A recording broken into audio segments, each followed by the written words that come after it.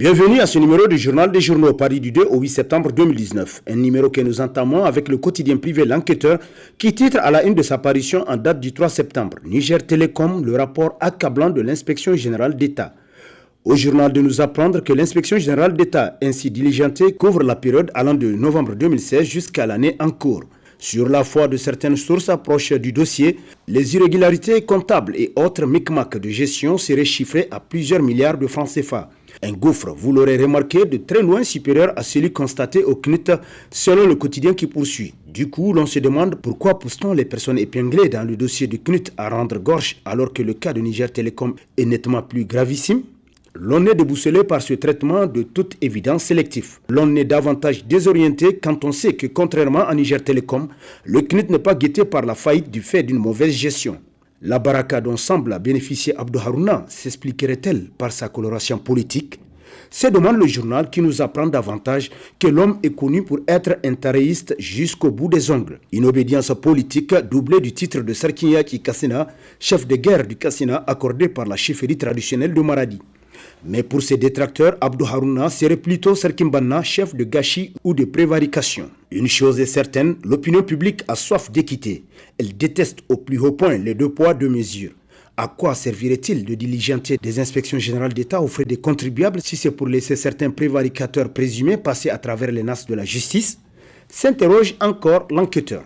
Fraude aux examens de recrutement des agents de la douane, le verre est dans le fruit selon les investigations de la Halcia, titre dans sa rubrique Nation, l'hebdomadaire satirique La Griffe.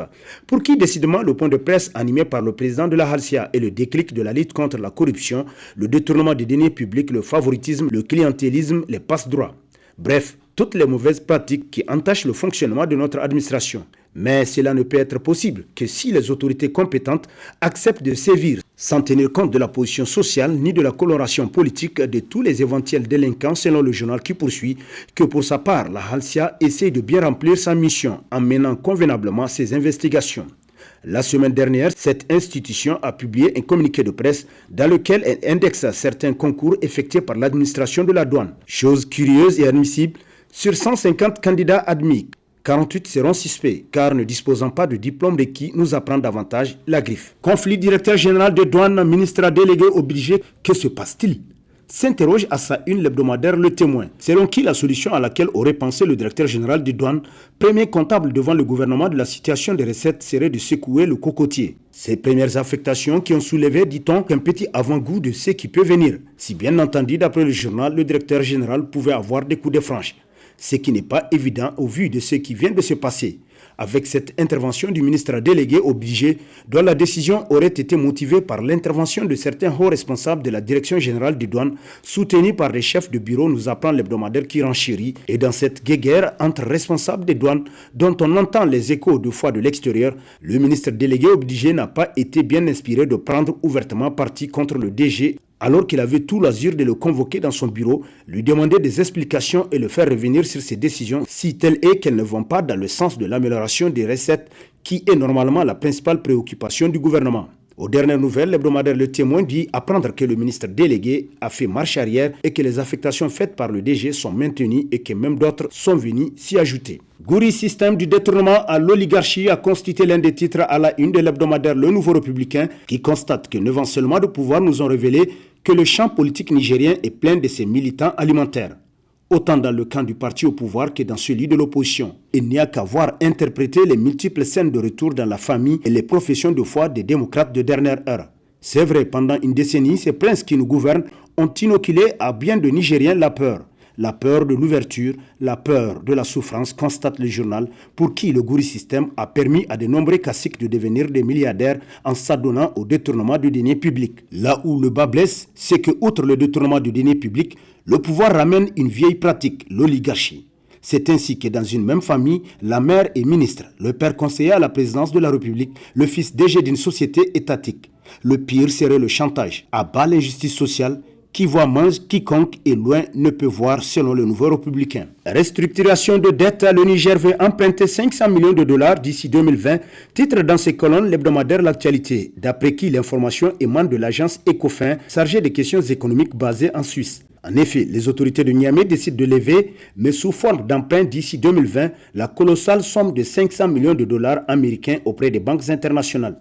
Les discussions se poursuivent activement avec les responsables de la Banque mondiale, même si les confrères du journal ne précisent pas s'il s'agit d'une émission d'eurobonds ou d'un emprunt syndiqué. D'après toujours ses confrères de l'agence Ecofin, au cas où ce projet aboutit, les 500 millions de dollars vont permettre au Niger de restructurer sa dette dans des conditions totalement matures, allongées, mais également des taux d'intérêt plus adoptés aux craintes de liquidité du gouvernement de M. Brigitte Raffini, tel que rapporté par l'actualité. Échiquier politique nigérien, la valse des congrès des partis politiques comme une nuée de sauterelles.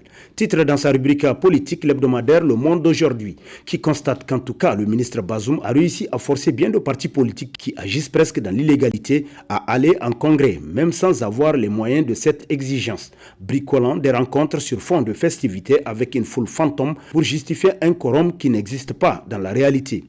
Et depuis, comme une nuée de sauterelles, ainsi que le disait Amadou Kourouma des indépendances africaines dans le célèbre roman Les Soleils des indépendances, les congrès se suivent, offrant des tribunes à bien de leaders pour se faire enfin entendre. Qui pour brosser un tableau sombre de la situation socio-économique et politique du pays, qui pour chanter les mérites d'un système qui pourtant loin de rassurer les Nigériens selon le journal. Mais suffit-il de manigancer des congrès pour croire que l'on a des partis politiques fiables et opérationnels sur l'échiquier? Un parti peut-il se limiter à un homme sans avoir de répondants, ne serait-ce qu'au niveau des régions? S'interroge entre autres l'hebdomadaire Le Monde d'aujourd'hui, selon qui notre démocratie est sur des dérives dangereuses. Crise présidentielle, titre pour son éditorial l'hebdomadaire L'Éclosion, qui nous rappelle que le week-end dernier, lors du congrès du MNRD Hankouri, une réalité est apparue. Les partis politiques, aussi bien de la majorité que de l'opposition, souffrent silencieusement de l'absence de dialogue politique. Alors qu'il a été permis aux différentes formations politiques présentes de prononcer un discours relativement au Congrès, tous ceux qui avaient pris la parole sans exception ont cru bon d'évoquer le processus électoral alambiqué en cours, mais surtout la relation entre les régnants et les opposants qui se regardent en chien de faïence. Tel qu'est rapporté par le journal qui constate que les plus téméraires se contentent de clamer partout qu'ils ne sont pas avec le régime, mais avec le président de la République. Autant dire du n'importe quoi, étant entendu qu'il n'y a aucune différence possible entre le régime et son premier responsable. Cette attitude trahit simplement la peur ou l'appât du gain facile qui habite les tenants de telles incongruités. Peur, se demande le journal qui s'exclame « Oui ». Parce que le PNDS du président Issoufou Mahamadou a réussi en 8 années de gouvernance à transformer l'État en une puissante machine de répression politique et civile, servant à ruiner la carrière politique des hommes qui gênent ou jeter en prison ceux qui font des critiques acerbes contre la gouvernance. Tout le monde a peur de crier gare selon l'Éclosion. Les locaux de l'Oumana de Niamey en état de siège s'interroge dans ses colonnes l'hebdomadaire La Flamme, qui nous apprend que depuis plusieurs jours, la devanture des locaux du bureau politique du Modem F à Loumana sont transformés en une interminable fada, de jour comme de nuit. Des jeunes ont établi des hangars comme ceux des mariages et baptêmes. Ils y passent la journée et même la nuit. Et on y aperçoit un déploiement de matériel de cuisine. En effet, c'est depuis les 2 congrès derniers du parti et la crise de leadership pour le contrôle du parti que ces jeunes ont décidé d'assiéger la devanture du siège, nous apprend le journal, d'après qui il semblerait que ces jeunes ont été déployés par Seyni Mireda pour sécuriser le coin. En effet, ce dernier a basculé du côté de Noma Omarou, qui depuis le dernier congrès qu'il a présidé à Dosso, au sortir duquel il revendique d'être le président légitime du parti Loumana, conclut La Flamme. Pétition citoyenne contre la campagne électorale avant l'heure du candidat du PNDS, Mohamed Bazoum, dans de sales draps, a constitué l'un des titres à la une de l'hebdomadaire satirique Le Canard en furie. Selon qui, malgré toutes les assurances dont il est couvert, le ministre de l'Intérieur et président du PNDS Tareya n'est pas à l'abri d'une surprise désagréable. Le général à la retraite continue son petit bonhomme de chemin, recrutant en coulisses, sans tambour ni trompette, mais avec une sérénité qui met la puce à l'oreille selon le journal, pour qui Jibo Salou est serein, comme s'il est plus que sûr de ce qui se construit pour lui.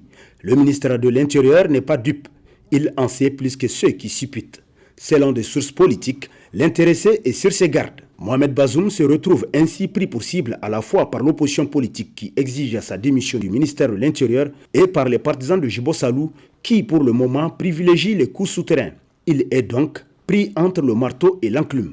Pour certains, le président du PNDS va finir par être offert en offrande pour assurer l'ascension au pouvoir de Jibo Salou et désormais fragilisé, conclut le Canard en furie. Et sur ce prend fin le présent numéro de la revue de presse. Prochain rendez-vous, plaise à Dieu, dans une semaine avec toujours la même passion de vous servir. Bonne lecture et au revoir.